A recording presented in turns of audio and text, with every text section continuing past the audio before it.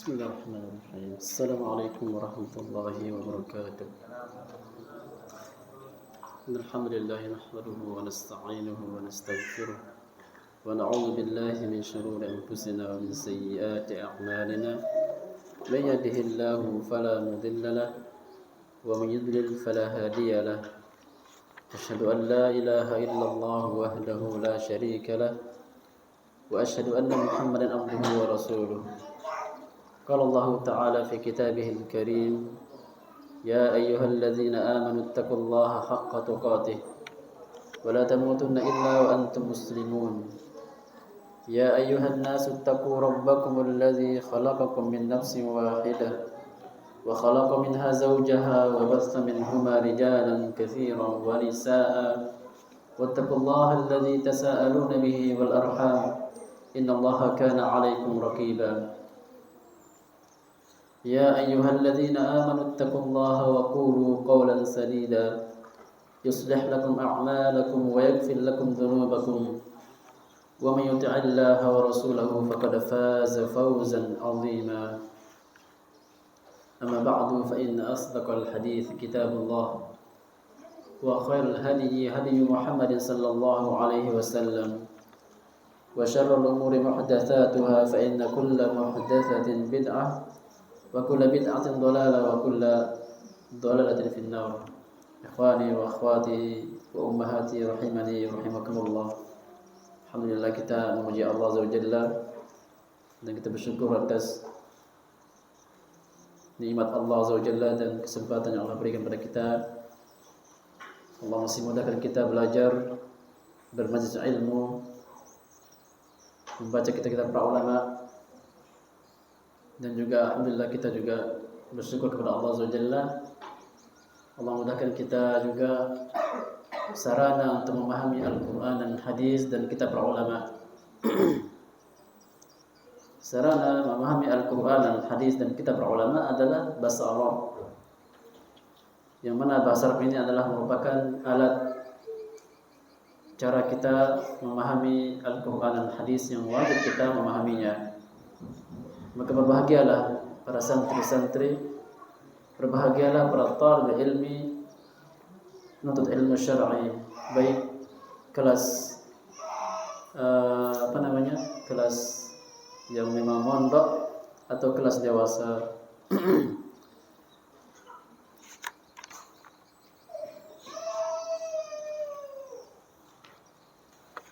Insyaallah malam ini kita akan membaca kitab matan yang ditulis oleh Syekh Al-Imam Ibnu Qudamah.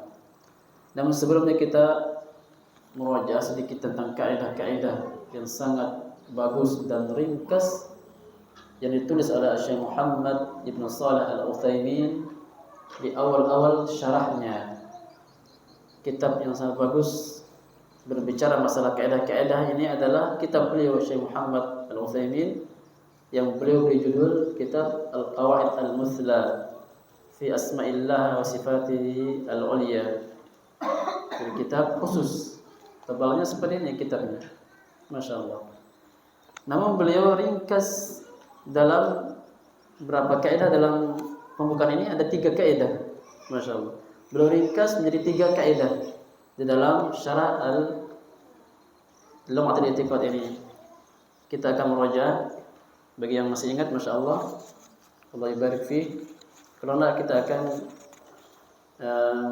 mengingatnya, merojah dengan cepat. Tapi kaidah yang pertama, ada yang bisa sebutkan Kaidah pertama yang umum, kaidah umum. Ini sejatinya adalah kaidah yang umum, mencakup mencakup semua yang berkaitan dengan agama Allah Azza wa Jalla. Kaidahnya umum. Silakan ada yang bisa menyebutkan, para ikhwan yang sudah mencatat atau yang masya Allah masih kuat ingatannya dan hafalannya. Apa kira yang pertama?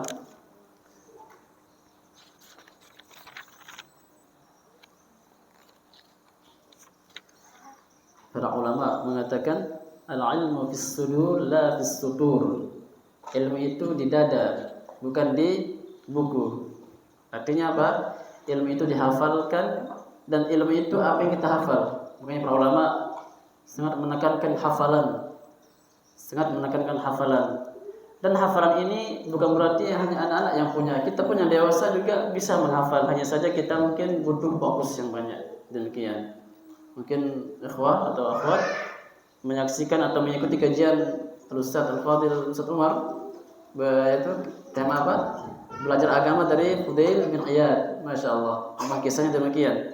Seorang pembegal, seorang perampok yang suatu hari di jalan ketika banyak orang berjalan mendekat maghrib malam, maka ada yang mengatakan, ayo kita masuk, kita sembunyi, ada Fudail bin Iyad jalan.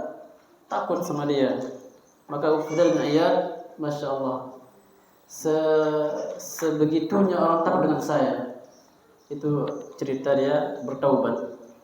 Ada kisah lagi ketika dia hendak melakukan aksinya di tengah malam, dia naik ke genteng, dilihatnya orang yang di dalamnya baca Quran, membaca ayat alam ya'ni lil ladzina amanu an takhsha'a qulubuhum li dzikrillah. Kapan lagi hamba-hamba Allah terenyuh dengan zikir kepada Allah Azza wa Jalla, dengan membaca Al-Quran. Kapan lagi membuat dia bertaubat. Dan mungkin masih banyak faedah yang disampaikan, karena kejadian khusus seperti itu tentunya akan lebih baik, dan karena juga faedahnya akan lebih banyak.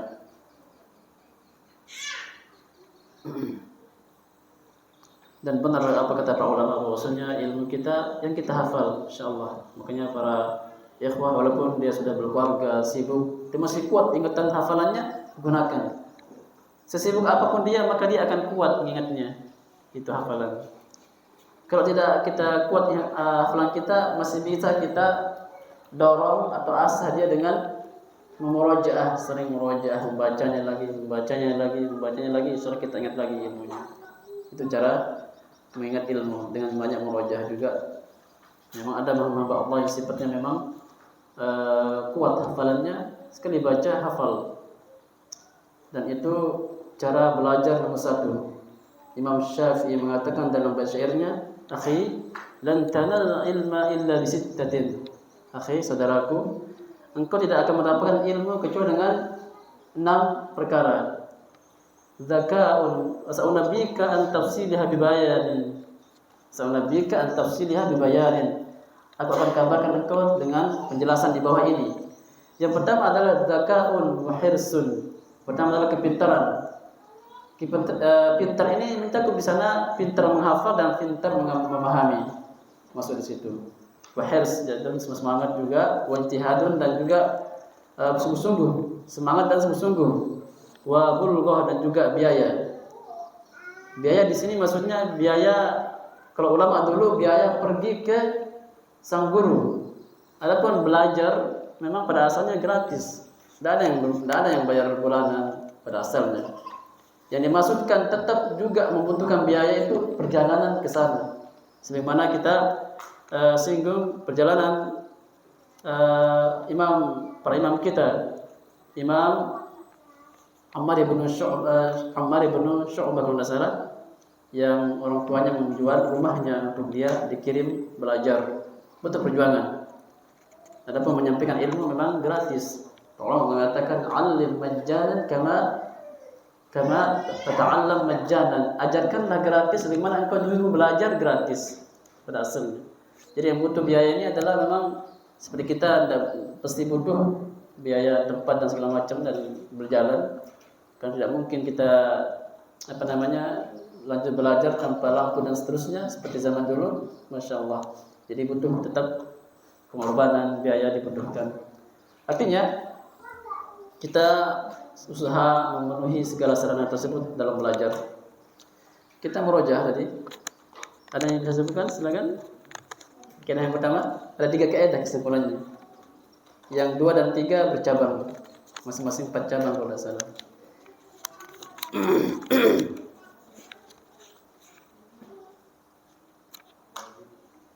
Ya, silakan Abu Musa.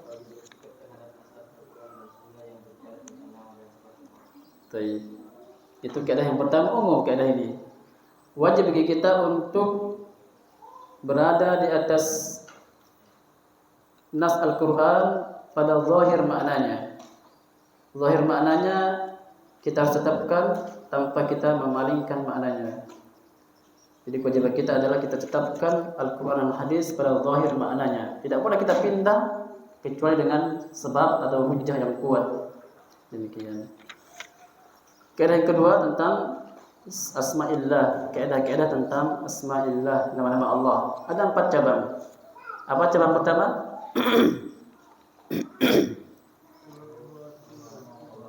Baik. Pertama adalah nama-nama Allah semuanya husna, baik dan indah. Yang pertama. Yang kedua, nama-nama Allah banyak, tak terhingga. Nama-nama Allah banyak sekali. Yang ketiga, ya, penetapan nama Allah dengan dalil bukan akal. Sanallahu fikum. Yang keempat,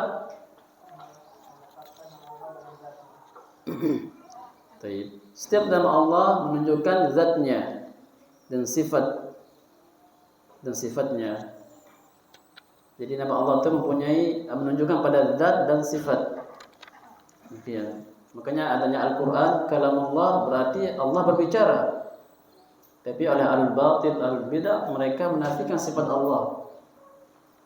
Sehingga mereka terpaksa mengatakan Quran itu makhluk, bukan kalamullah.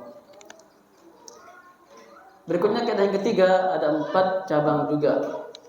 Kaidah tentang sifat-sifat Allah Azza wa Jalla. 1, sifat Allah semuanya tinggi dan mulia. Sifat Allah tinggi dan sempurna. Ini sifat yang pertama. Sifat Allah semuanya tinggi dan sempurna, mengandung banyak pujian, tidak ada kekurangan di dalamnya. Sifat yang ketiga atau kaidah yang kedua, sifat Allah dibagi menjadi 2, subutiyah dan salbiyah. Subutiyah yang Allah tetapkan untuk dirinya, seperti hidup dan juga berilmu, mampu. Ada sifat salbiyah yang Allah nafikan pada dirinya, yaitu kezaliman. Allah nafikan, Allah haramkan. Allah mengatakan dalam hadis kursi, ya ibadi inni haramtu dzulma 'ala nafsi wa ja'altuhu bainakum muharraman fala tadzalamu. Wahai hambaku, aku haramkan kezaliman pada diriku dan aku juga haramkan pada kalian, maka janganlah kalian saling menzalimi. Sifat salbiyah harus dinafikan.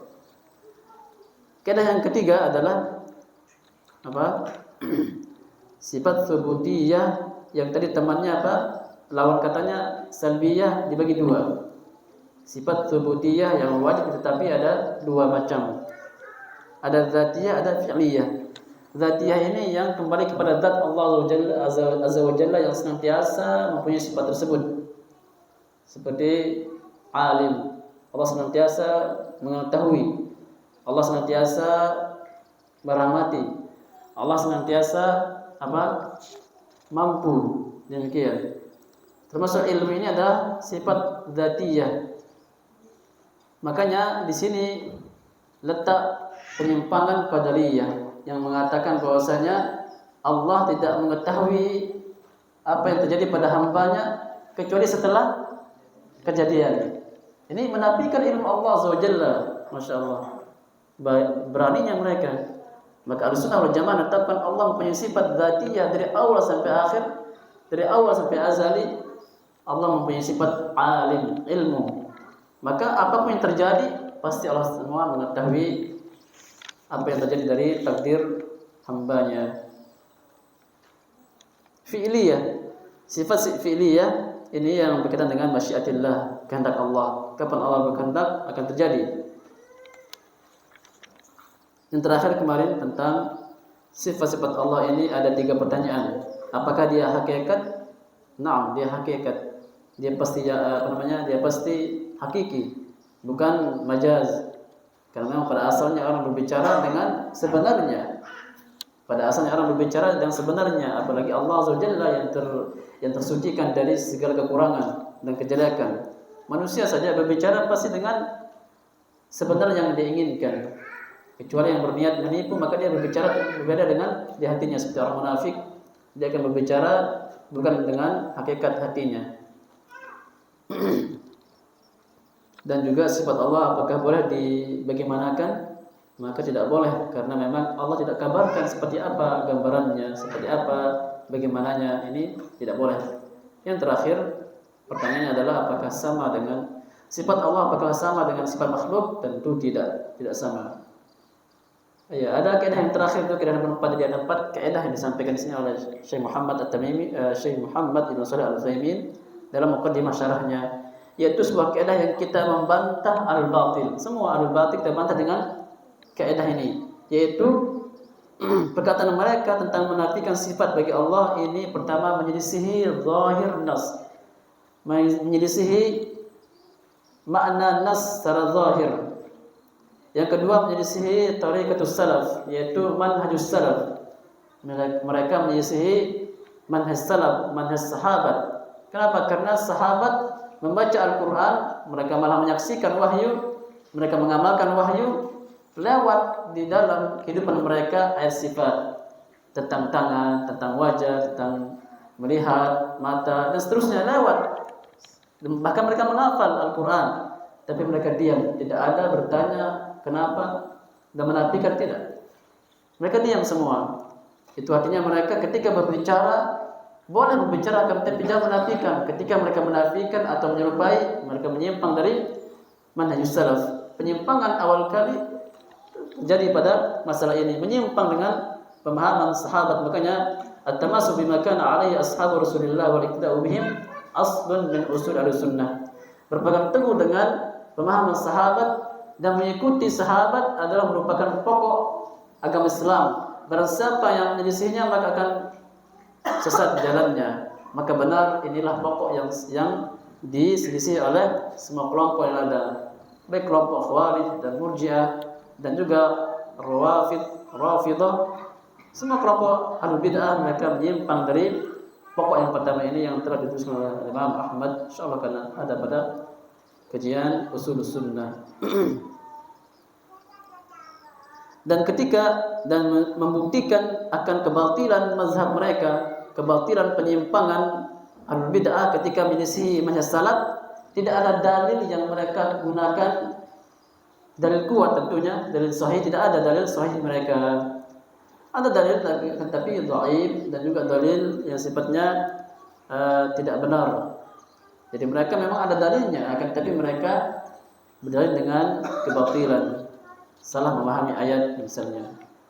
Tapi insyaallah kita baca kitab matan kitab Lum'atul I'tiqad yang ditulis oleh Imam Ibnu Qudamah. Dan halaman 28 dari kitab syarah Lum'atul I'tiqad halaman 28, Muqaddimatu sahibil matani Ibnu Qudamah. Muqaddimah, pembukaan pemilik kitab Lum'atul I'tiqad yaitu Al-Imam Ibnu Qudamah.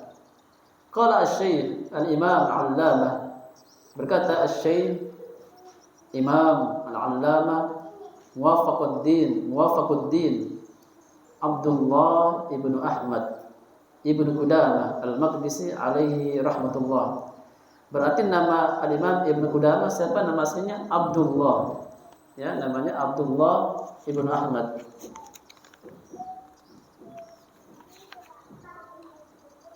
Sebagaimana yang telah kita bacakan pada biografi singkat Ibnu Qudamah, namanya Abdullah Ibnu Ahmad Ibnu Qudamah Al-Maqdisi, terkenal dengan nama Ibnu Qudamah, nama kakeknya. Beliau mengatakan Bismillahirrahmanirrahim, dengan menyebut nama Allah yang Maha penyayang dan kasih sayang, yang maha rahmat dan kasih sayang. Alhamdulillahil mahmud bikulli lisan. Alhamdulillah, ini kebiasaan para ulama memulai menulis atau berbicara, membaca nasihat dengan memuji Allah Azza wa Jalla. Alhamdulillah. Maka kita dalam mengisi pengajian, khutbah, kita selalu ucapkan alhamdulillah. Itu pujian kepada Allah Azza wa Jalla. Pertama-tama kita memuji Allah Azza wa Jalla karena berlangsungnya sebuah pengajian, berlangsungnya sebuah nasihat dan juga belajar itu karena Allah Azza wa Jalla. Patut kita syukuri, patut kita sanjung Allah Azza wa Jalla dan puji. Makanya alhamdulillah, segala puji bagi Allah. Setelah semua ini terjadi, setelah semua terlaksana sempurna dan tersebar dan mudah, semua pujian untuk Allah pada akhirnya. Alhamdulillah, segala puji bagi Allah Azza wa Jalla al-mahmud bi kulli lisan, yang dipuji dengan setiap bahasa. Allah dipuji dengan semua bahasa dan lisan. Itu Allah Azza wa Jalla.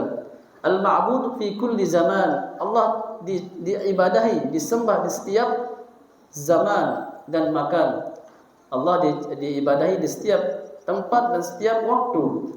Benar bahwasanya tidak ada satu waktu pun, satu tempat pun melainkan Allah diibadahi. Semua beribadah kepada Allah Azza wa Jalla. Baik yang kita lihat secara nampak ataupun tidak, sesuatu yang beku atau tidak. Jadi semua beribadah kepada Allah Azza wa Jalla. Makanya pantas dan berhak Allah dipuji dengan Engkau zat yang diibadahi di setiap tempat dan setiap saat. Kita manusia beribadah, waktunya jelas. Kita di Indonesia jam sekian, di sana lain lagi. Di Arab, di Amerika beda, di Saudi beda. Kita dengan Arab berbeda sekitar 5 jam. Sama dengan Yaman juga beda sekitar 6 atau 5 jam perbedaan waktu kita. Kita lebih maju 5 jam daripada mereka. Ini sekarang mereka masih sore kayaknya di sana. Dan juga Allah diibadahi oleh makhluk-makhluk yang sifatnya jamaat. Semua segala sesuatu beribadah kepada Allah Azza wa Jalla. Sabbaha lillahi ma fis samawati wa ma fil ardh. Bertasbih kepada Allah apa-apa yang ada di muka bumi ini. Apa-apa yang ada di langit dan di bumi, semua bertasbih kepada Allah Azza wa Jalla, beribadah kepada Allah Azza wa Jalla. Berarti apa-apa termasuk apa yang kita pegang, kitab, meja yang kita pegang dan juga kursi yang kita duduki, semua bertasbih kepada Allah Azza wa Jalla. Itu artinya mereka beribadah kepada Allah Azza wa Jalla. Allazi la yakhlu min ilmihi makan. Tidak ada satu tempat pun melainkan Allah mengetahuinya. Ilmu Allah luas, mencakup segala tempat. Wala yashghiluhu sya'nun an sya'nin, dan Allah tidak disibukkan dengan suatu perkara. Semua mudah bagi Allah Azza wa Jalla. Berbeda bagi manusia, maka mereka tersibukkan dengan perkaranya. Allah dengan luasnya bumi dan langit ini, dengan 7 lapisnya, Allah mudah, tidak ada yang menyibukkan Allah Azza wa Jalla. Ini kesempurnaan daripada luasnya ilmu Allah Azza wa Jalla dan kuatnya Allah Azza wa Jalla dan sempurnanya kerajaan Allah Azza wa Jalla. Jalla 'anil asybah wal andad. Allah Maha tinggi, Maha mulia, suci dari segala penyerupaan dan tandingan. Wa tunazzahu 'anis sahibati wal aulad, dan Allah disucikan dari istri dan anak.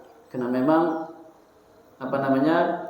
kelompok batil, kelompok ahlul kufur, orang-orang kafir mengatakan Allah mempunyai istri, Allah mempunyai anak. Alakumul banin walahul dalam ayat disebutkan bahwasanya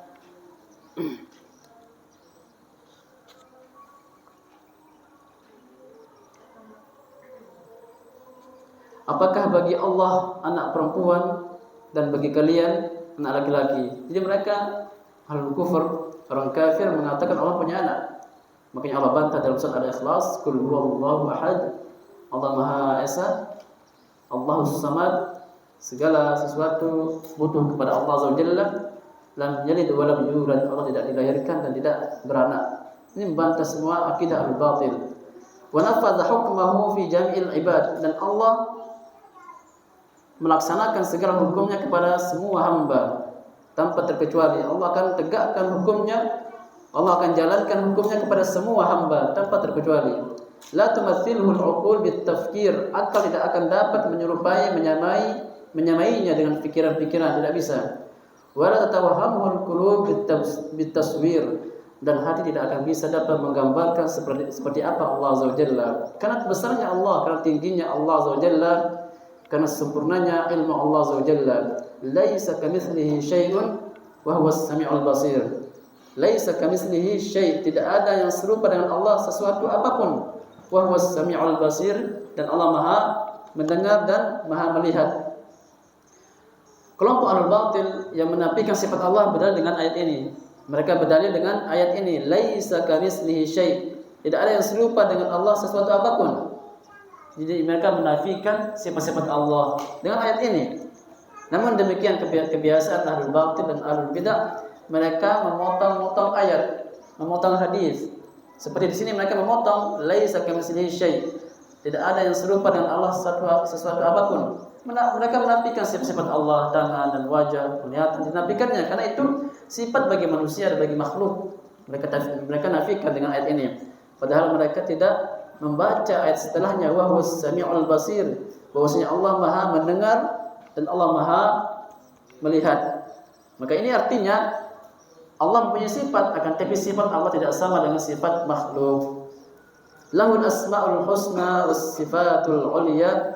Allah memiliki nama-nama yang indah, nama-nama yang bagus, dan Allah memiliki sifat-sifat yang tinggi dan mulia. Ar-Rahmanu 'alal 'arsy istawa. Allah berfirman dalam surat Thaha, Ar-Rahmanu 'alal 'arsy istawa. Allah bersemayam di atas arsy.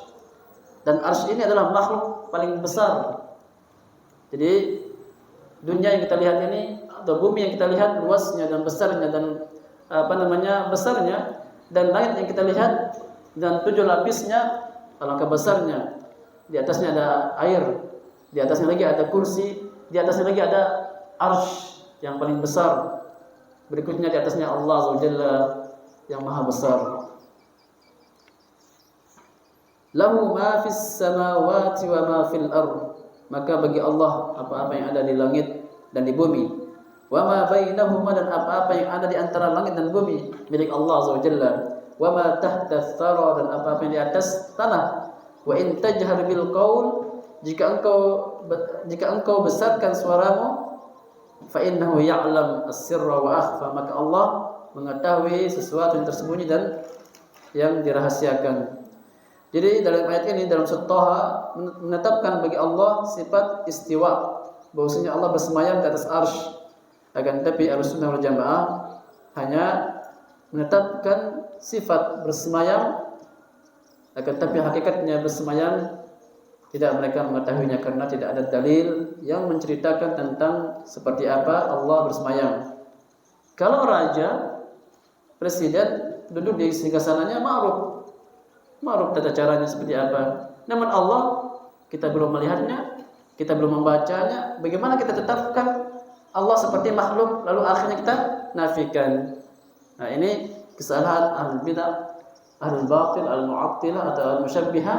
Bahwasanya mereka yang menafikan sifat Allah pertama kali jatuh dalam tasbih. Mereka membayangkan, menggambarkan Allah seperti raja, seperti makhluk yang duduk di atas kursinya atau di singgasananya, yang akhirnya mereka menafikan Allah sifat istiwa. Makanya hidayah Allah Azza wa Jalla kepada hambanya, kepada manhaj salaf yang mereka menegakkan akidah Ahlussunnah wal Jamaah. Mereka mengatakan al-istiwa ma'lum. Cara atau istiwa, yaitu bersemayam, dalam bahasa kita ini maklum, diketahui. Imam Malik ditanya tentang istiwa ini, dan seorang datang kepada beliau, itu Ahlul Bidah, datang kepada beliau, ya Imam, ma al-istiwa ma'lum, kaifa istiwa? Jadi dia mengatakan, wahai Imam, istiwa itu ma'ruf. Akan tapi bagaimana Allah bersemayam, bagaimana Allah duduk, ini dipertanyakan. Kalau istiwa ma'lum, diketahui maknanya, duduk bersemayam di atas singgasana. Akan tapi bagaimana caranya, bentuknya, ini tidak ada yang tahu. Maka Imam Malik mengatakan al-istiwa'u ma'lum wal imanu bihi wajib was su'alu anhu bid'ah. Maka beliau menjawab, istiwa itu ma'lum, diketahui maknanya, akan tapi wal kaifu wal waswal anhu bid'ah. Ketika ma'lum kita wajib imani, namun ketika kita bertanya maka kita bertanya perkara baru dalam Islam. Karena sahabat tidak pernah bertanya bagaimana Allah bersemayam, bagaimana tangan Allah Azza wa Jalla dan bagaimana Allah melihat. Maka bertanya tentang bagaimana ini bid'ah. Jadi bid'ah ini masuk dalam al-qaul, perkataan dan juga perbuatan. Fa akhriju hadzal mubtadi', kata Imam Ahmad, keluarkan ahli bid'ah ini karena dia pertama kali yang bertanya tentang bagaimana Allah Azza wa Jalla. Ahata bikulli syai'in ilma. Allah meliputi segala sesuatu dengan ilmunya. Wa qahhara kulla makhluqin izzatan wa hikman wa hukman. Allah menguasai semua makhluk dengan kuat dan hikmah. Wa wasi'a kullu syai'in rahmatan wa wasi'a kulla syai'in rahmatan wa ilma. Dan Allah meliputi dan rahmatnya meliputi segala sesuatu. Ya'lamu ma baina aydihim wa ma khalfahum wa la yuhituna bihi ilma. Allah mengetahui apa yang akan terjadi dan apa yang telah terjadi.